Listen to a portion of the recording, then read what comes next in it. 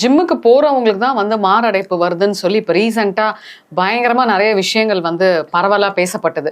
உதாரணத்துக்கு சொல்லணும்னா என்னோட தெரிஞ்ச பையனே, சொந்தக்கார பையன், ரொம்ப சொந்தக்கார பையனே பாத்தீங்கன்னா அவர் துபாயில இருக்காரு. அங்க போய் பாத்தீங்கன்னா ஜிம்ல ஒர்க் அவுட் முடிச்சுட்டு வந்திருக்காரு. வந்தோன்னே ஒரு மாதிரி லைட்டா தலைலாம் சுத்தி இருக்கு, வேர்க்க ஆரம்பிச்சிருக்கு. டக்குன்னு ஸ்பாட்லயே கார்டியாக் அரெஸ்ட் வந்து இறந்துட்டாரு. இது எதனால? அதாவது வந்து ஜிம்முக்கு போறவங்க எல்லாம் தான் மாரடைப்புல இறக்குறாங்கன்னு சொல்லிட்டு மக்கள் மத்தியில அது ரொம்ப ஒரு மித்தாவே பறக்குது.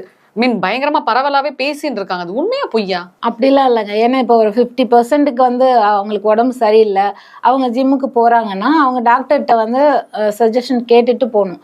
ஏன்னா அவங்களுக்கு என்ன உடம்புக்கு எப்படி இருக்கு எல்லாம் ஃபுல் பாடி செக்அப் பண்ணிட்டு அப்புறமா ஜாயின் பண்ணணும். அதே மாதிரி அவங்க ஃபுட்டு கண்ட்ரோலா இருக்கணும். இதெல்லாம் இருக்கு. அதுக்காக உட்கார பணப்படம் சொல்லுவாங்களே அந்த மாதிரி ஜிம்முக்கு போறவங்களுக்குலாம் அப்படி இல்லை.